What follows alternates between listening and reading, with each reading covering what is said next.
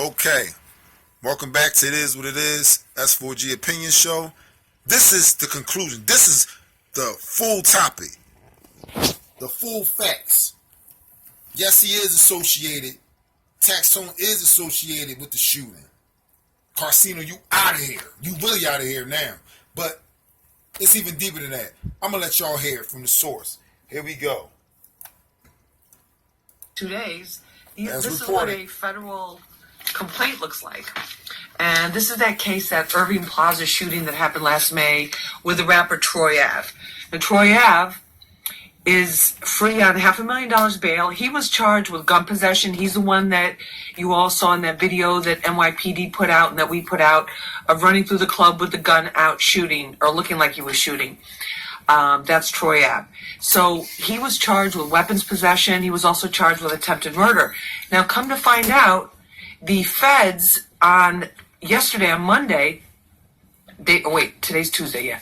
On Monday, I still don't have my whole schedule, back intact yet.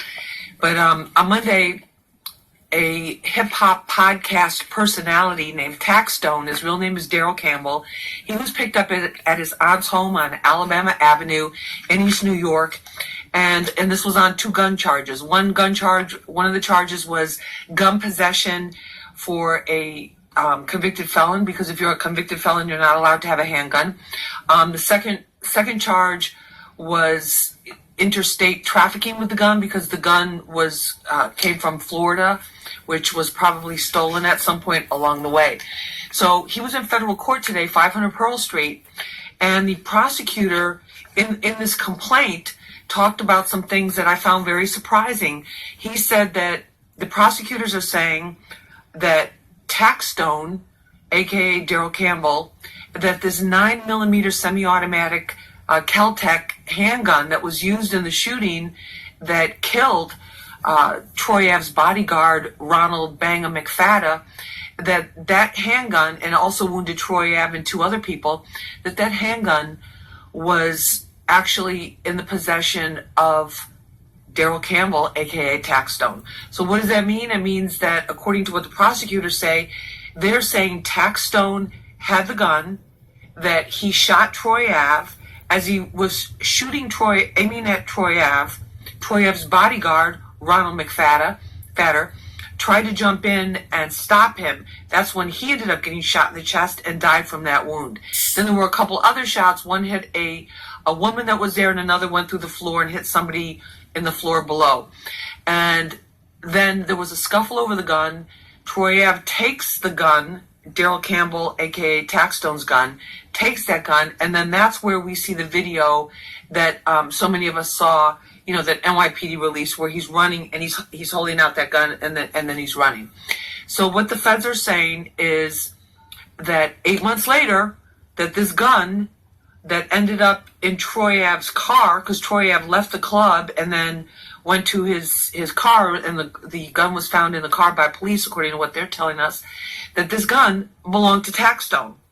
So the question you might ask yourself is, if this is the case, why wasn't TAXSTONE arrested for the murder of Banga? Why wasn't he hit with some kind of attempted murder charges, which is what they usually do when there's a case of a shooting, and it's with a deadly weapon like a gun. So those are some of the questions. But here's what came out in court, which I thought was interesting. The prosecutor, assistant district attorney for the feds, for the federal prosecutors, he said that the reason for this long delay, 8 months since the incident happened, was because so few people were talking. So that was incredible. That was one thing.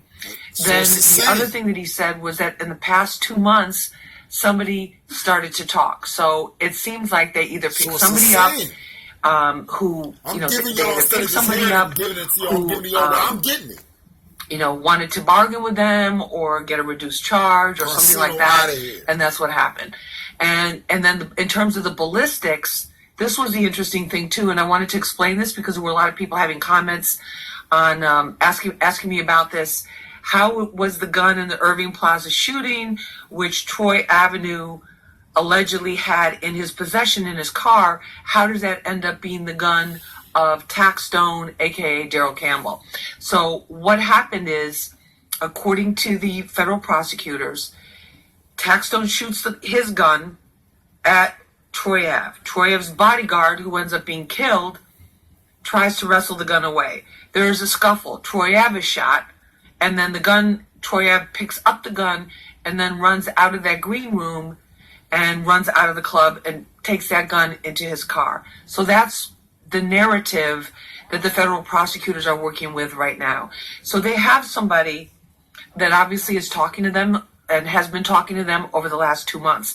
And on this gun, here was the other big question, and one of the reasons that I wanted to do the Facebook Live to explain this, because I'm educating myself a lot of times when I'm doing these stories, and what I learn, I love to share with you all, because so many of you make comments, and then, sometimes we'll put everything together and we kind of get to a better place. We get to more, we get more information. I know what questions to ask. A lot of times you'll bring up points, and then those are questions that I'll ask the people that I'm interviewing or whoever's giving the press conference. So in this particular case, the gun, this Kel-Tec 9mm semi-automatic handgun, had DNA from the dead bodyguard, it had DNA from Troy Ave, and it had DNA from TAXSTONE on it.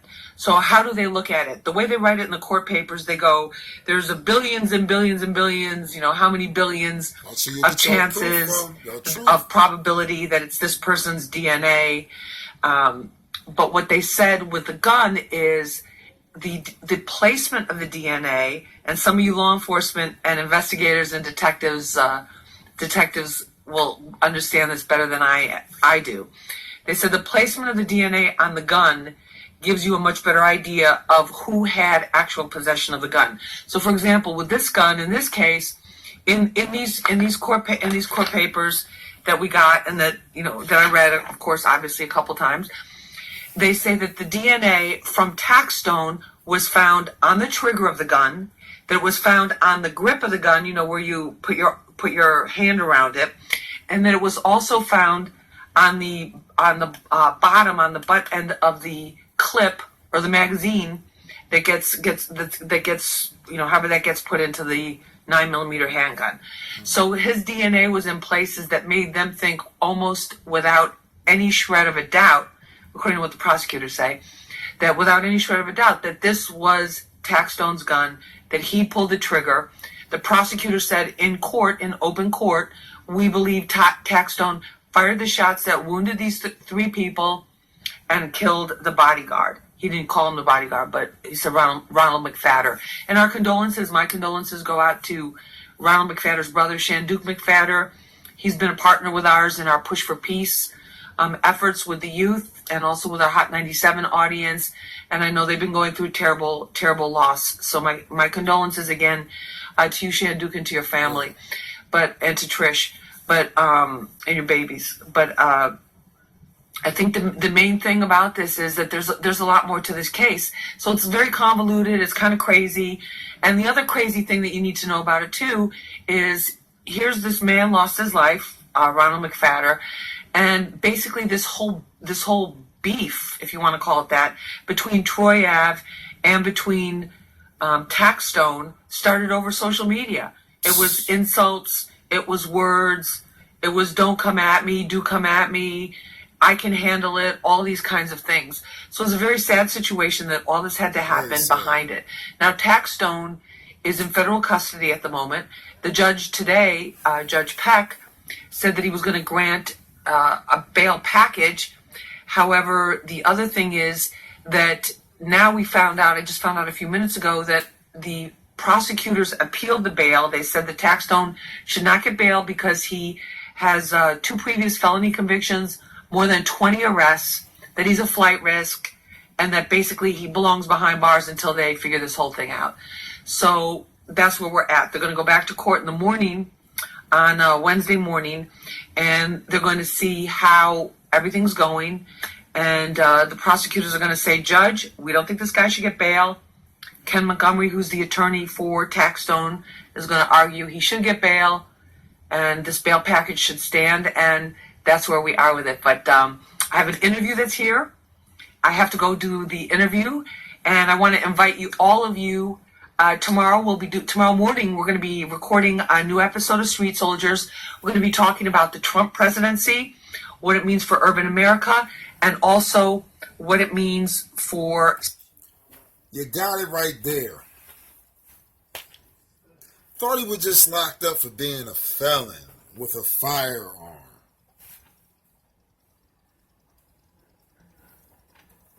You got it right there.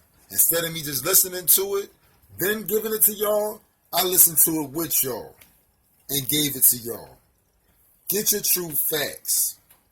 Now you got way more than just association or sources saying. Make the hood rich, baby.